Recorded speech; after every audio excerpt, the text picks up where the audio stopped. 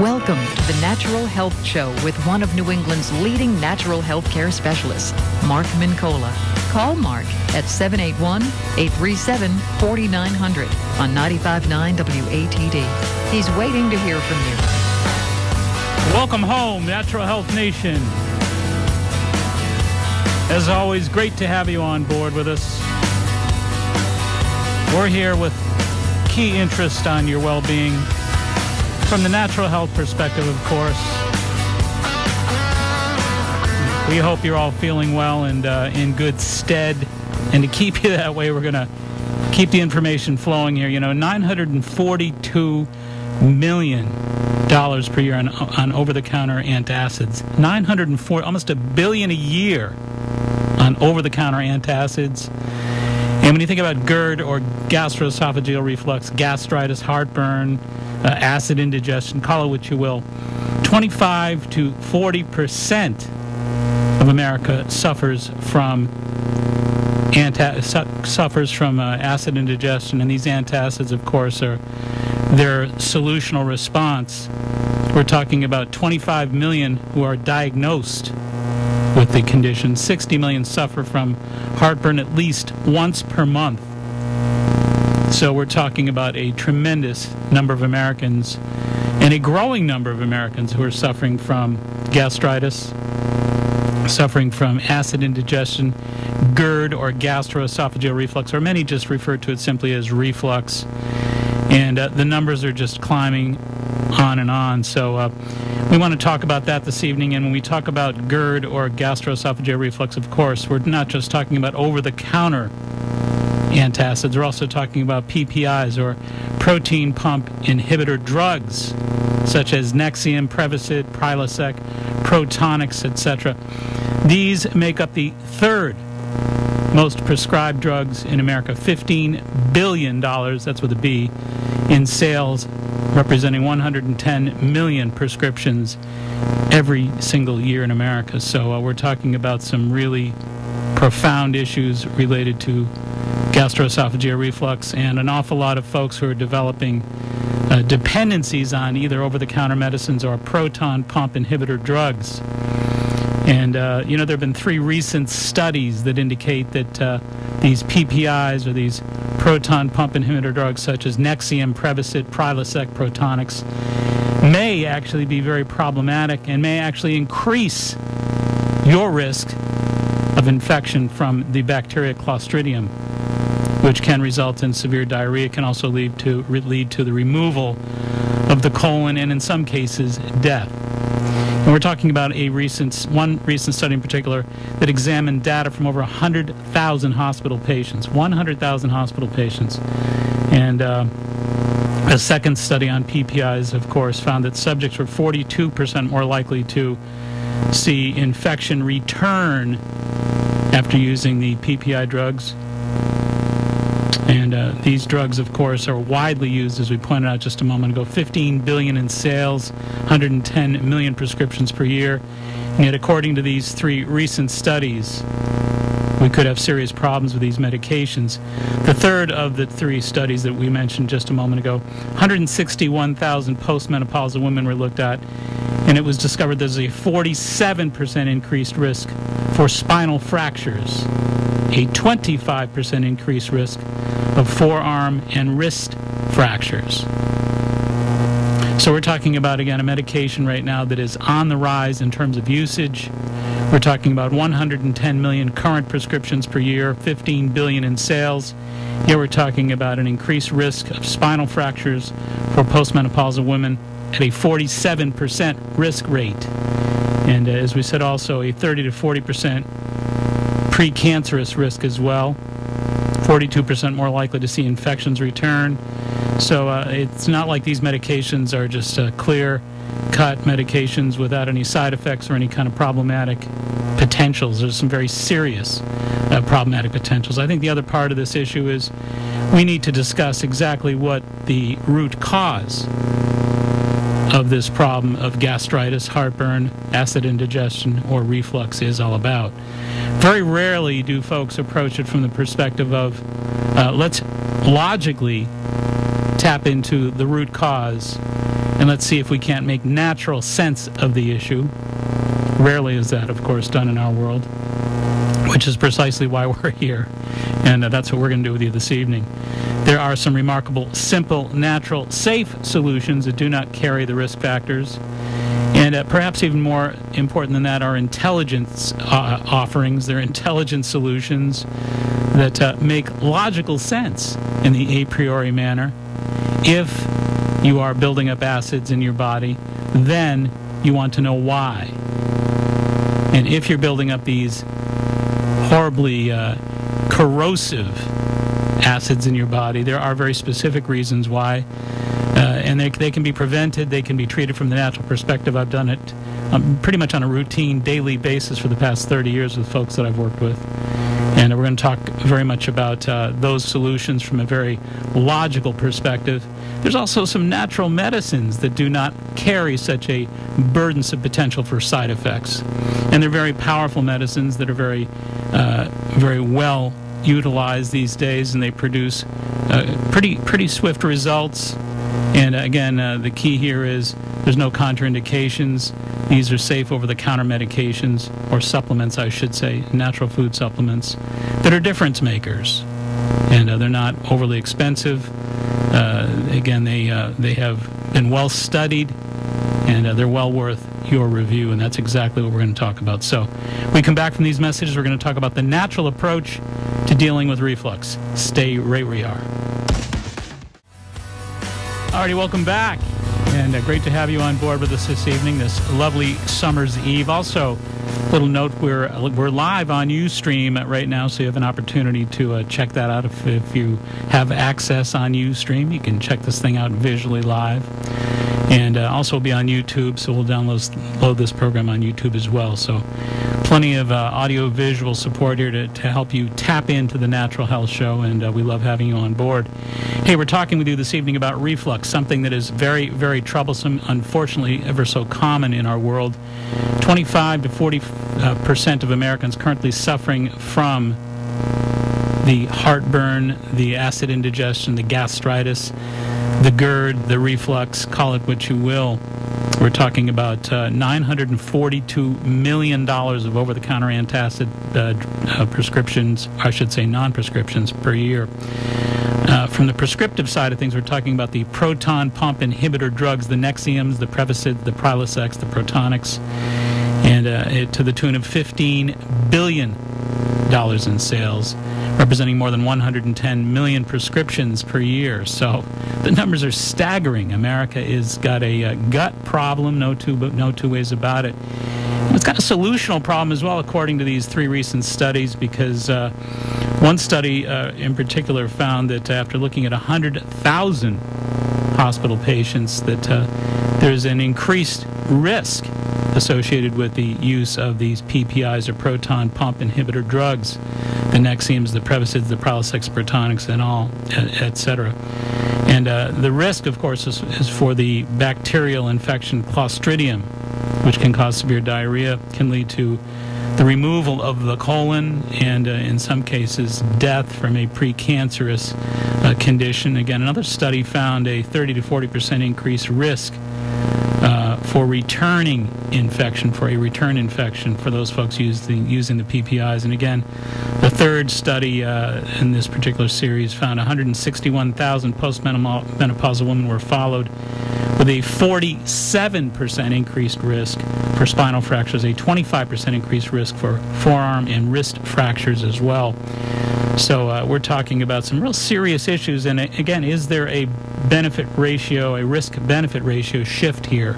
I think there really is. There's a lot of experts, a lot of physicians who now say that you should not be using, and many physicians should stop prescribing the PPI drugs, the Nexiums of the world, and cut down on those prescriptions, that they should only be used for those very serious illnesses, for those folks who really are diagnosed at an acute level and have suffered chronically from the very serious gastritis conditions and have no other solution. As far as the average person suffering from the effects of heartburn, not shift gears and not to be so liberal as to move into the proton pump inhibitor drugs. Not such a knee-jerk reaction as so many say nowadays.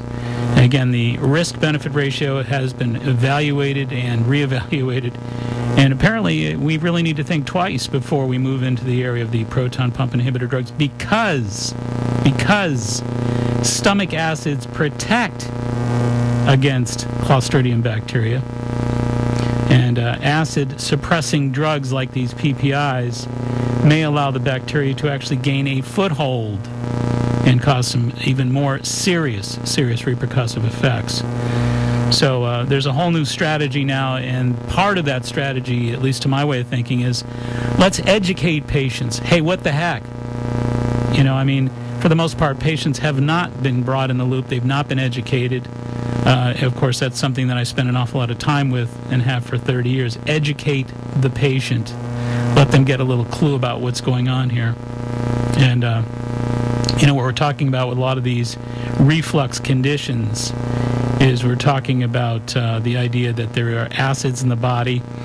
If you think about the pH of the stomach produces a pH that's very, very acidic. It's about 1.5. Now, just to give you a little bit of background here, your blood has a pH or a potential hydrogen that's much more buffered than that. It's in the mid-7s, about 7.41 or so. So if your blood was to drop down to even 7.0 or 6.9, you'd be very sick. You could die at a 6.8 at a blood level. So your blood wants to stay pretty well buffered and to have various different parts of the body that produce different acids is normal because your stomach obviously wants to be more acidic. It has to break down food. But your bile wants to be much more of a buffering influence. So you have the stomach producing acid, you have the gallbladder producing bile, and the liver producing bile that actually is more of a buffering agent. So the body basically kind of bounces these pHs back and forth, but in the final analysis, the highs and the lows balance each other out. So what really runs us into trouble with reflux is so many folks eating so many fatty and fried foods and creams and sauces and buttery foods. All the heavy fatty foods that most Americans are consuming, unfortunately, produce a real problem for the gallbladder's production and release of bile. Well, the pH of bile is about 8.5, so that's a major buffering influence. So most folks have the healthy stomach that's producing this very acidic type of chemistry to break food down, because it requires acid to really degenerate and break that food down. And that's a good thing, but unfortunately a lot of folks who eat a lot of fatty foods are really impeding and blocking and obstructing their gallbladder's secretion and production of bile, which is much more alkaline. So by not having that healthy gallbladder and that healthy liver production of bile, there's a backup into the esophagus of these stomach acids that are being overproduced and not being counteracted, not being counterbalanced by a healthy dose of bile. So one of the single most important things that we can do if we really want to make sure that we prevent reflux from a nutritional perspective is cut way down on fats. You know, just to cut way down on the saturated butters and to cut down on the cream sauces and to cut down on the heavy fatty foods that have become so much a part of our staple here in America. You know, a lot of the fried foods and on it goes, and peanut butters and whatnot. So that's number one. Cut down on fats. If you have a problem with reflux, you really need to work at eliminating a lot of the saturated heavy fats and just cutting down on total consumption of fat altogether. The other part of that equation is a lot of sugar consumed in America. You know, just 200 years ago, your ancestors ate about 9 pounds of sugar a year. We're up to about 180 per person right now. Hidden, yes, a lot of hidden sugar as well, absolutely. 73% of the sugar in our foods is hidden, meaning that it comes under a header that you don't recognize. It might say something like galactose or something like that, or maltose. You might not recognize the reference. But there's so many different types of processed sugars in our foods nowadays. And we tend to opt for comfort foods, as it were, which are, of course, carbohydrates, starches, bagels, and whatnot. So there's a lot of sugar delivered there as well. So the average American diet, of course, very high in sugar and starch. So when you think about the pH of food, well, fruits and vegetables are very buffered. They're very alkaline. Unfortunately, a lot of these carbohydrates and a lot of these starchy foods that are we call comfort foods, a lot of the bagels and breads and cereals and pastas and rices and whatnot, these are very, very high in their acidity. So it's extremely important to know that these acid-bearing foods need to be neutralized with the buffering foods of vegetables and fruits. So again, we want to cut down on your starches. We want to cut down on the overconsumption of fatty foods. Those are the two single most important things you can do to really help the cause of offsetting reflux. And again, we're talking about up to 40% of Americans suffering from some form of reflux, 80% of whom have hiatus hernia, of course, even a furthering worsening of the condition. But 60 million Americans are suffering from heartburn, and again, $942 million per year in over-the-counter antacids, $15 billion a year in prescriptive PPI drugs. So we've got a very serious problem here, and it's a growing problem because of our very, very acidic diet that's loaded with incapacitating fats that shut down the gallbladder's production of bile, which helps to buffer and alkalize our digestive tract, as well the high acidic sugars from a lot of the starches, from a lot of the comfort foods that we indulge in as well. So it's really important to think in terms of preventing the problem by encouraging a healthier approach to eating. The other thing we want to think about here, too, is we want to realize that these stomach acids, again, as we said earlier, by buffering these stomach acids, there's good acid and bad acid in the body. You think about enzymes. Enzymes that are catalysts that break food down are actually referred to, in my mind, as good acids. There are stress acids like lactic acid. Whenever you're under a tremendous amount of stress, you can almost feel the burn in your gut. And there's still some experts who don't believe that stress produces an acidic problem that has anything to do with reflux. I strongly disagree. It's quite simple. When you think about biochemistry, you think about fatigue acids, lactic acid, pyruvic acid, acetic acid, carbonic acid, ammonia. All these things are produced when you eat a lot of fermented food or when you have a tremendous amount of stress mentally or emotionally. And these are very corrosive. These are very, very corrosive.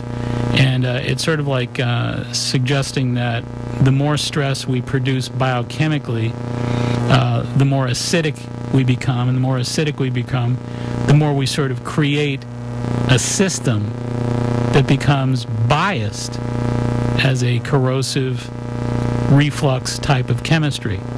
So it's pretty easy to turn it around. It really is. As we said earlier, you want to cut down on the fats. You want to cut down on the sugars and starches and highly processed foods.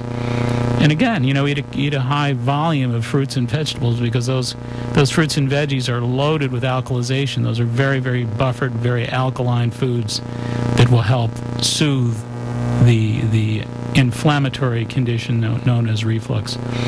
And again, I think, too, it's really important to realize that the medications not only shut down the bad acids, but as we pointed out a little while ago, there are good acids that you need, that you depend upon. So you don't want to be buffering digestive acids with a lot of these medications, neither the over-the-counter antacids nor the PPI prescriptives, the proton pump inhibitor drugs. These both buffer not just bad acids, but good acids as well. And again, as we pointed out a little while ago, you don't want to buffer digestive acids because you'll create a very serious problem with digestion. As well, as some of these studies suggest, the risk for Clostridium bacteria goes up in many, many cases from an overuse of these buffering medications because, again, the stomach acids to some extent protect us by, number one, digesting food, and number two, breaking down some of these bacteria, the Clostridium bacteria. So we don't want to, overcompensate here by over-medicating, and that's exactly what I think is happening. And again, the risk-benefit ratio is now being questioned. It is indeed shifting. You want to be really, really careful with your approach to dealing with reflux.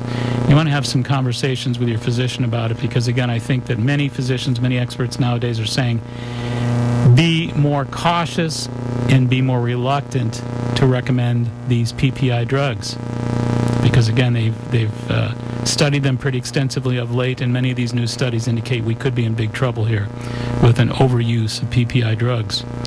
So, what is the solution? Are there any other solutions besides the good diet that we talked about? For years it was talked about that folks should avoid spicy foods. Folks who have reflux should avoid a lot of the cayenne peppers of the world and things like that.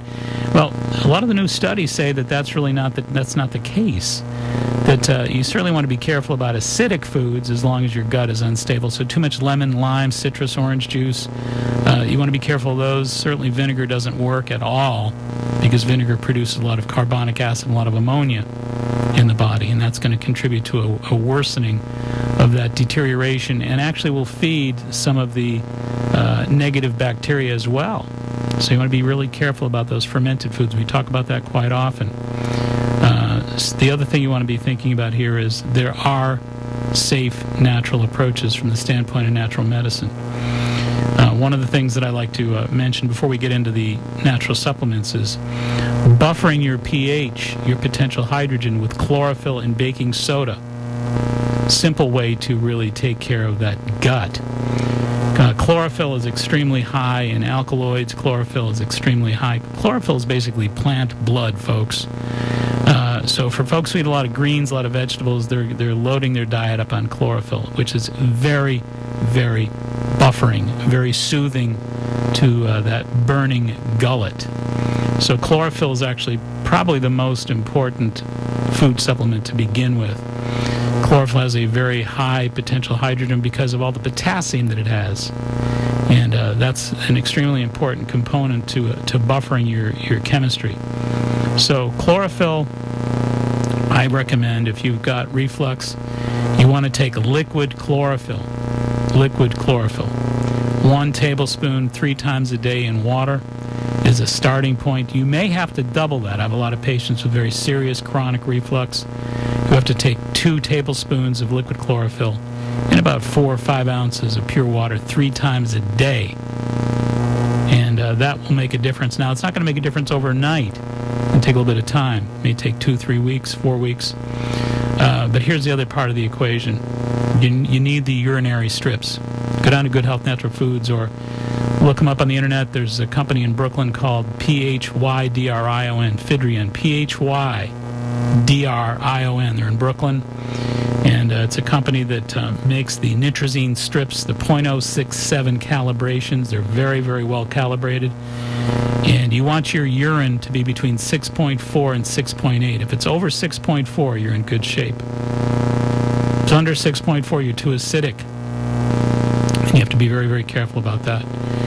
So chlorophyll is one surefire way over a period of 3 or 4 weeks at the dose that we just talked about, 2 tablespoons, 4 ounces of water 3 times a day, to get that very acidic pH back up, more neutral.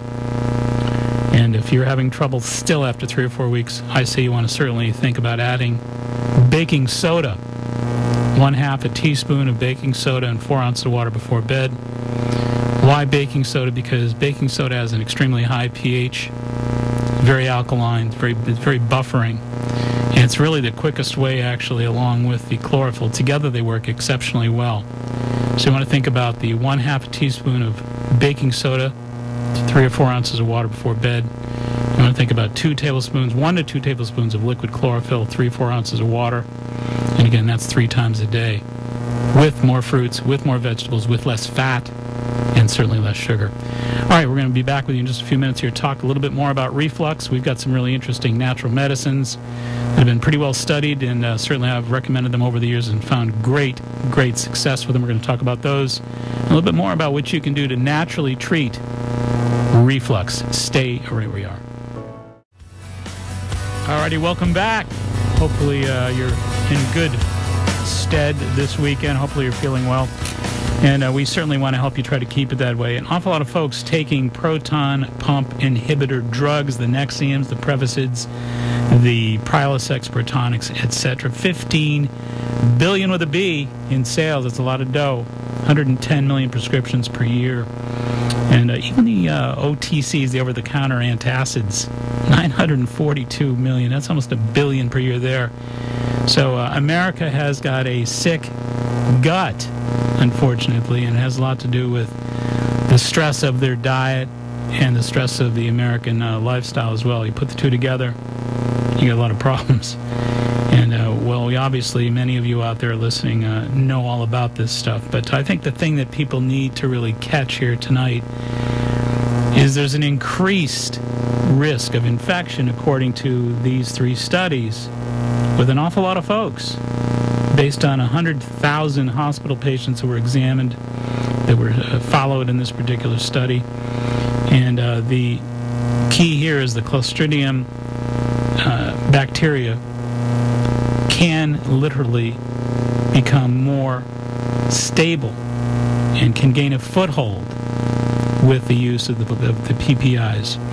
So in many cases, these pharmaceuticals can be problematic. And again, you need to really sit down and have a powwow with your physician about the possibility here, because these studies are really they're very worrisome, I guess I'd say. Excuse me. Also, I think the other thing we're talking about here is many menopausal women, postmenopausal women, are using these PPIs as well. And this third study found a 47% increased risk of spinal fractures and a 25% increased risk of forearm and wrist fractures as well. So that's a pretty serious business. And again, for the average person doesn't really get the connections here, I would tell you this: pH, potential hydrogen, has everything to do with not only the status of your gut, it has everything to do with the manner in which you absorb calcium. So when your body is very acidic, you're going to literally rob from your bones the calcium in your bone banks to try to buffer and offset the ravages of your acidity. So I'll say that again. When your body's very acidic, your body by nature wants to correct itself. It's compensational. That's how nature works. So when your body is very acidic, where is it going to get the buffering agents from? The answer is your blood, your bone banks. So your bones, of course, have calcium. Calcium is a buffering agent. So your bones basically produce enzymes, hormones, whatnot, to go into these bone banks and withdraw the calcium from your bone banks in an attempt to try to buffer your blood. So as far as bone building, forget it. That is not a bone building state. That's actually a bone depleting state. So the more acid you are, in my opinion, the more you're looking right at the main reason why osteoporosis is the way it is in America, why it's growing as fast as it is. Because it's associated with this very same business that we're talking about here today, which is gastritis, which is due to the pH imbalance between the acid and the alkalinity in your body. The more stressful we live biochemically, and the more stressful we live mentally and emotionally, the more our body basically produces the acidic chemistry and produces more of a biased acid chemistry, which again is degenerative, especially for bones. Not just the stomach tissues, the stomach lining, not just the mucosal lining, but also for bones. So this third study is really troubling as well. Again, 161,000 postmenopausal women showed a 47% increased risk of spinal fractures with with the frequent use of the PPI drugs, the proton pump inhibitor drugs. So again, you can't just simply throw a pill at a problem sometimes. You have to understand the true whole nature of a problem so that you can correct it from within itself. Balance it out. You don't want to just camouflage the problem. You need to get to the bottom of it and try to solve it and correct it from within the context of natural logic. So, really, really important to understand that if your pH is not in balance, you are not contributing to the building of bone. You are contributing to the degeneration of bone. I talk about the studies in Bantu, Ceylon, China, and Japan recently. We talked about it. They had an average, in this large population study, they have an average of 250 milligrams of calcium a day in their diet. 250 milligrams. That's about 1/5 of what we average here in America. Yet they have 1/10 the rate of osteoporosis. So it's not a matter of just loading people up on calcium. It's a matter of preserving the calcium in your bones by correcting your pH, correcting your acid-alkaline balance. And that's the real key to not just saving your bones, but as we've been talking about here tonight, saving the mucosal lining in your stomach as well. Saving your soft tissues, saving your hard tissues like bones. Because acidity is corrosive. And the more junk you eat, and the more stress your mind and emotions experience, unfortunately, the more corrosive your pH is going to be.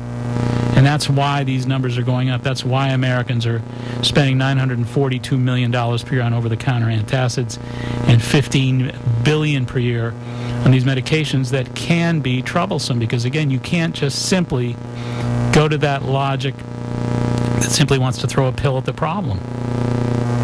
In fact, our approach naturally here is to try to correct the problem from within itself. So when we talk about, one of the solutions we talked about was dietary. Your body is designed for a 4-to-1 ratio of alkaline to acid food. I always joke with my patients and say it's like 4 bites of broccoli for every bite of chicken. Well, Americans don't eat that way. Americans basically they're loading up on the fun stuff. They're loading up on the starches, the fried stuff, and the heavy fatty proteins, the cheese, melted cheese, and all that stuff, because that's the stuff that's fun. And to pick 2 fun days of eating a week on a Friday or Saturday is fine, but the other 5 days, you've got to be feeding your equilibrium. But your chemistry's got to be fed from a nutritional perspective. You've got to be looking to balance your chemistry, or you're going to suffer a lot of these maladies. And as we're starting to see more and more, you can't just throw a drug at it, because it doesn't really correct itself. It leads to side effects and problems and et cetera, et cetera. Anyway, so we're talking about the importance of maintaining a 4-to-1 ratio of alkaline to acid in your diet. More fruits, more vegetables, less fatty foods, less sugars, less processed food, really. More produce. And certainly more water. One of the simple oversights here, potential hydrogen. We're talking about pH. Potential hydrogen, whether you're acid, whether you're alkaline. Well, think about the H in hydrogen. Potential hydrogen is H2O. So if you're not properly hydrated, then your potential hydrogen is low. If you're dehydrated, you're more acidic. Pretty simple. So, extremely important that you think of this as being a rebalancing act. That's the right way to correct it long term. So yes, chlorophyll and baking soda help you to return back to your own natural balance of pH, your own natural equilibrium. Okay? Now, in terms of 2 supplements that I think are extremely valuable here, there's something called D as in David, G as in George, L as in Lewis, DGL. DGL. Okay, DGL is licorice root. DGL is a very simple over-the-counter product, no side effects. It has been altered from its original licorice root state. DGL is is it's been changed, it's been altered in a way that it doesn't stimulate it doesn't drive up your blood pressure. The original licorice root will do that for many folks. So licorice root in its original form can elevate your blood pressure. DGL can't. It's been altered.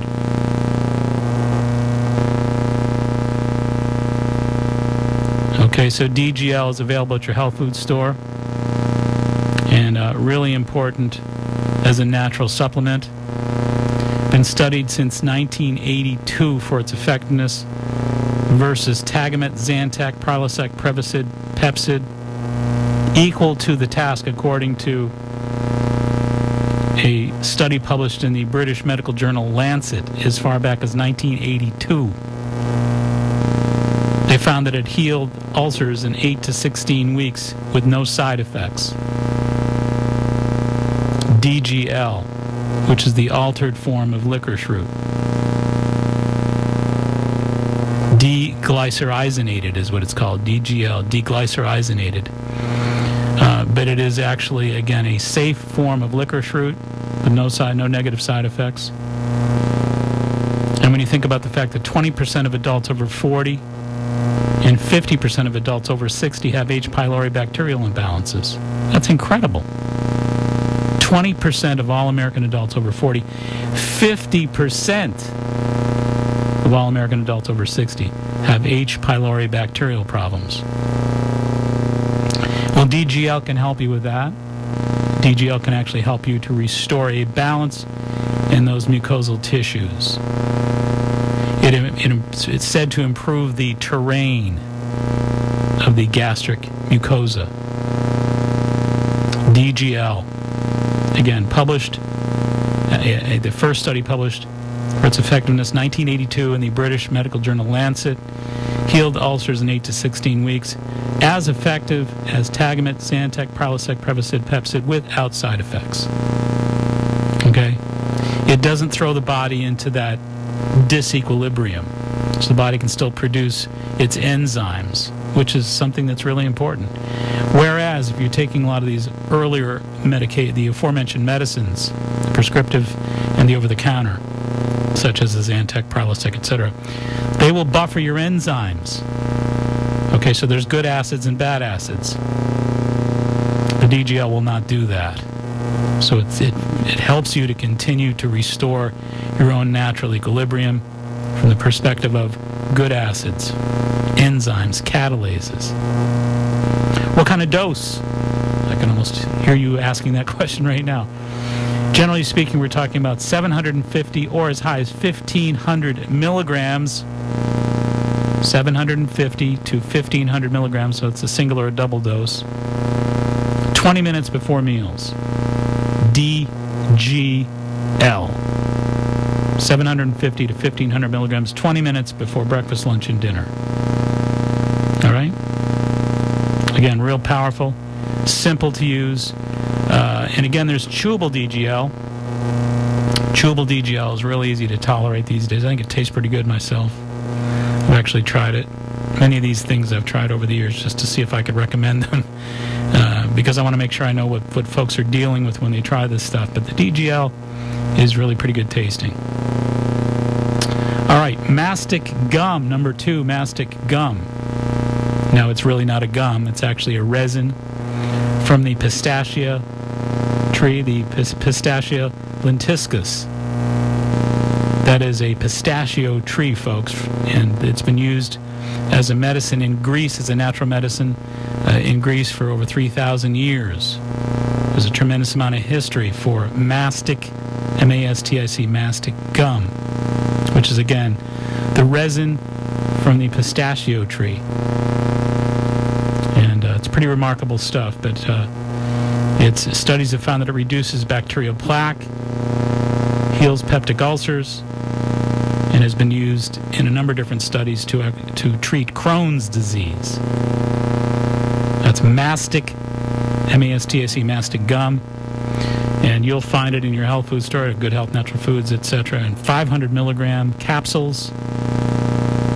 And the dose on that, it would be 500 milligrams 2 times after meals. So 500 milligrams after lunch, 500 milligrams after dinner. You can do it if you need to do that after all 3 meals, you can do that. So you could do as many as 1,500.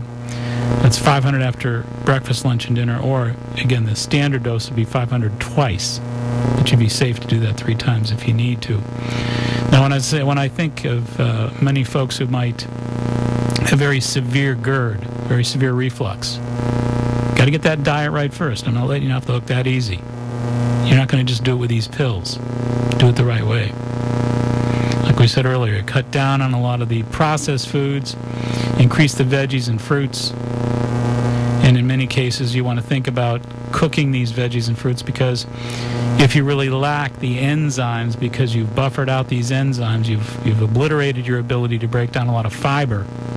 A lot of folks know this with digestive problems. They can't take the fiber from the salads and a lot of these veggies and fruits. That's okay. You want to make sure you cook these things. And initially, you may have to overcook them a little bit, but at least you're getting some alkalization. Also, you know, for folks who have these issues, I think juicing can be really helpful as well, because juicing is a great way to load up on raw living enzymes, to increase your enzyme delivery up to 800% with a couple pints of fresh-made juice a day, vegetable juices. I usually recommend that the greens and the fruits be used simultaneously in a juice. So take a juice that has something like spinach, apples, and pears, and celery. Great way to make a juice. And a pint twice a day will make a big difference. Up to 800% enzyme delivery. Remarkable. The key with fresh-made juice, you must consume it within 20 minutes. A lot of folks like the notion of, hey, this is good for you, let's put it in the fridge and we'll drink it tomorrow. No, because the sugar becomes a liability at that point. After 20 minutes, the enzymes have vanished and they're no longer as enzyme-rich, those juices, and they're just basically a sugar liability. So there's a lot of those foods, a lot of those juices that are past the 20-minute make period will shift from alkaline influences to acid influences, not so fast. So once again, DGL, we talked about licorice root, D-glycerizonated, DGL, licorice root, and we're talking about chewables. Enzymatic therapy is pretty good. Enzymatic therapy, there's a number of really good brands out there nowadays. So enzymatic therapy makes a good chewable. I can attest to that. I've tried it. And the dose on there basically is going to be 750 to 1,500 milligrams 20 minutes before meals. And again, if you're not real bad with your GERD, with your reflux, just try one tablet, one chewable, 20 minutes before meals. Mastic gum. Mastic gum, of course, 500 milligram capsules of Pistacia lentiscus, or pistachio tree. And again, a great Greek remedy for many centuries, and very effective. 500 milligrams, 2 or 3 a day after meals. So one after breakfast, one after lunch, one after dinner. And that's all it takes there. And again, studies have found that it reduces bacterial plaque, heals peptic ulcers, and helps treat Crohn's disease. And again, as we said earlier, the chlorophyll baking soda, real important as well. But one of the most important things to kind of come back to here before we break, get those urinary strips. Those are so very important. That keeps you in the know in terms of what kind of improvement you're having. You don't want to just guess at whether you're feeling better. It's good to feel better and say, hey, at least I'm not sick anymore. We love that, of course. Symptom-free is great stuff. We want to know what your chemistry trends are all about. Are you going to have a lasting improvement? As I said earlier, if your urinary pH is between 6.4 and 6.8, you're in good shape. And the most important thing is to understand that the little urinary strips, the .067 calibrated Fidrion strips, which you can purchase at Good Health Natural Foods in Quincy or Hanover, or you can certainly purchase them on the internet as well, should be reading between 6.4 and 6.8. The range, however, goes from 5.0 all the way up to 8.0. 5.0 is too acidic, 8.0 is too alkaline, 6.4 to 6.8 is a real nice sweet spot right in the middle. Okay, so if you urinate on that strip first thing in the morning, which is the best time to do it, by the way, you want to be at least 6.4. If you're under that, you're too acidic and you're still working your way back to healing. But I venture to say that a lot of the folks with reflux, when you first test yourself, unfortunately, you're going to find your pH around 5.0. And that is very, very flat. All right, here we take a quick break, and we have to sell a few light bills here, pay a few light bills, rather. We'll be right back. Stay tuned. We'll be right back. Are you one of the 20 million Americans suffering from neuropathy, shingles, or chronic nerve pain? In the last 3 years, many people have discovered excellent and affordable treatment for diabetic, post-chemotherapy, and other types of neuropathy and chronic pain. Dr. John Hayes, chiropractic physician since 1981 on Route 53 in Norwell, has had such astounding results with his unique neuropathy program that he's now teaching his remarkable system to doctors around the country. His most recent book, entitled Beating Neuropathy, remains a bestseller. In fact, Dr. John Hayes is the world's exclusive educator and trainer for Rebuilder Medical Technologies. Call Dr. Hayes' office 24/7 to schedule a free neuropathy analysis. Call 781-659-7989. That's 781-659-7989. Call now while free neuropathy analysis slots are open.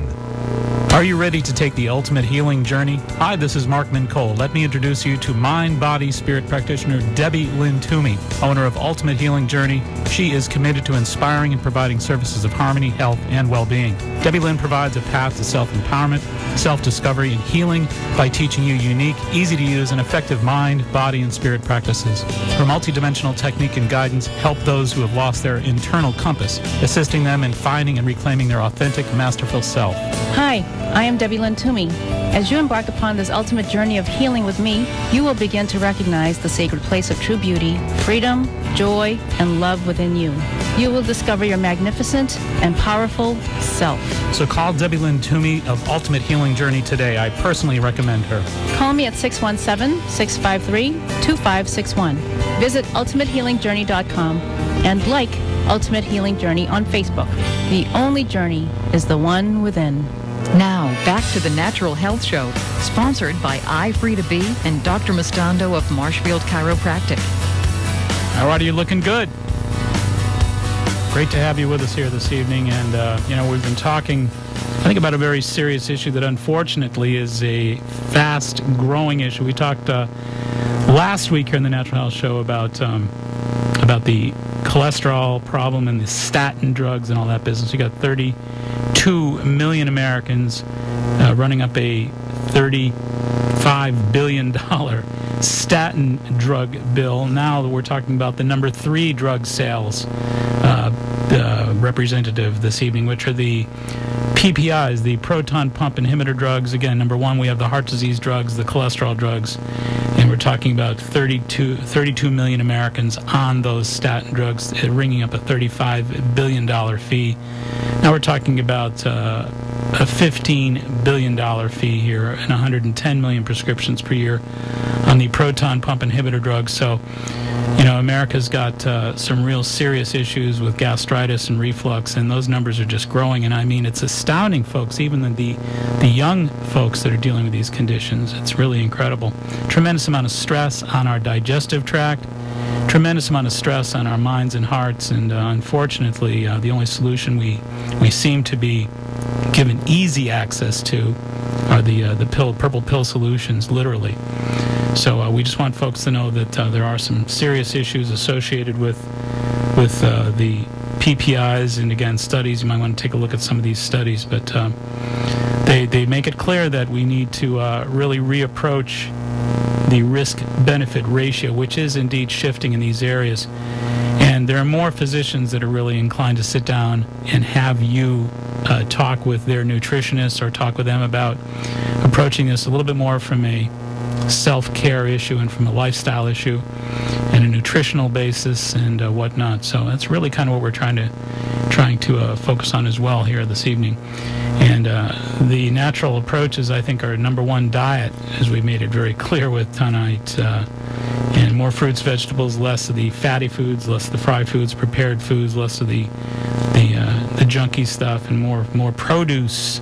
Very important. Plenty of water as well. Pure water is an important part of the equation. But chlorophyll, baking soda, DGL, mastic gum, all really important components here So I'd like to just quickly review those. The chlorophyll, we said 1 to 2 tablespoons and 4 or 5 ounces of water, rather, 3 times a day. Baking soda, 1/4 to 1/2 teaspoon and 3 ounces of water before bed. We talked about DGL, which is the licorice root, 750 to 1,500 milligrams, 20 minutes before meals, 3 times a day. The mastic gum, 500 milligrams, and that's just 2 or 3 per day after meals. So it could be 1 after breakfast, 1 after lunch, 1 after dinner. So between the chlorophyll, the baking soda, the DGL, the mastic gum, and the dietary considerations, you should be in perfectly good shape. Let's also mention here, too, that folks are interested in finding out more about such information. Go on to our website at maxhealing.com, www.maxhealing, one word, maxhealing.com. Easy to get access to our website, and you can check out this information and all kinds of other related natural health information as well, because we've got a lot of archives on there, a lot of videos, a lot of information from the many years. Actually, this show's been on for 12 years, and then I did New England cable news television segments for like 8 years and 3 years on Fox. So there's all kinds of TV archives and radio archives, and we still have more stuff coming on. And anybody interested in checking this show out live from here on out, we're going to kind of get the bugs out, and you can view us live at 8 o'clock Eastern Standard Time on Sunday nights here on Ustream. So you can check that out on Ustream. And also, of course, we'll be on the YouTube archive. So if you want to go to Mark Mincola YouTube or YouTube Mark Mincola, you'll find all kinds of stored information there as well. So hopefully you check all those out.